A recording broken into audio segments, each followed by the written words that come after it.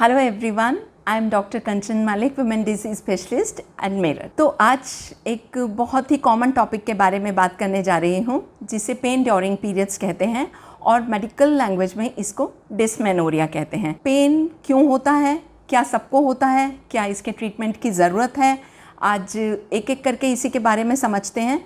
तो सबसे पहले मेंस्ट्रुएशन कैसे होता है ये जानते हैं।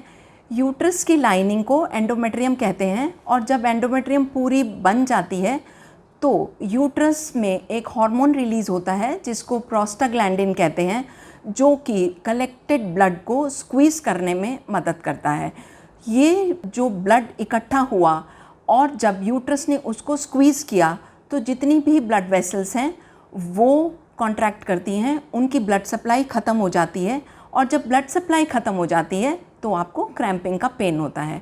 पर ये पेन बहुत माइल्ड होता है और सभी को होता है, क्योंकि जब आपकी चीज़ कोई एक लेमन की तरह स्क्वीज़ हो रही है और वो आपके एस्केप हो रही है तो हर एक किसी को थोड़ा बहुत पेन होता है, जो कि बिल्कुल एक्सेप्टेबल है।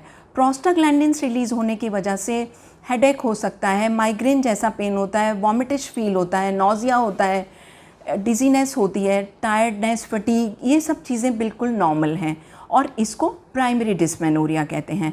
प्राइमरी डिस्मेनोरिया जो कि एक सिंपल क्रैम्पिंग लाइक पेन होता है और ग्रेजुअली ख़त्म हो जाता है। बट कभी कभी ये पेन इतना सीवियर हो जाता है कि आपको बेड रिडन होना पड़ता है, बच्चे स्कूल नहीं जा सकते, आप कोई घर का काम नहीं कर सकते।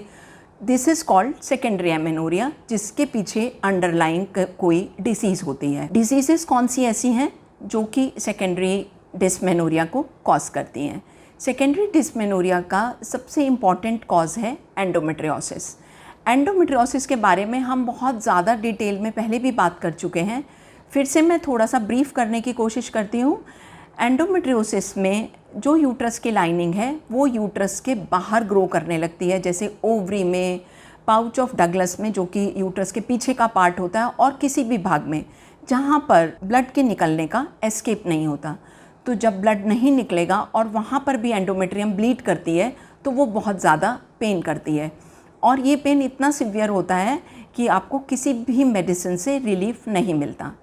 दूसरी कंडीशन होती है फाइब्रॉइड यूट्रस। फाइब्रॉइड यूट्रस में एक गांठें बन जाती हैं जो कि या तो यूट्रस की कैविटी में बन जाती हैं या यूट्रस की मसल में बन जाती हैं या यूट्रस के बाहर बन जाती हैं, जो कि फिर पेन करती हैं। पर अधिकतर इस तरीके का पेन हैवी मेंस्ट्रुअल फ्लो के साथ होता है। तो अगर इस तरीके का फ्लो ज़्यादा हो और आपको पेन भी हो रहा है तो हो सकता है आपको फाइब्रॉइड यूट्रस हो। फिर एक कंडीशन होती है जिसको एडिनोमायोसिस कहते हैं। इसमें जो एंडोमेट्रियम है, जो यूट्रस की लाइनिंग है, वो यूट्रस की मसल में भी ग्रो करने लगती है।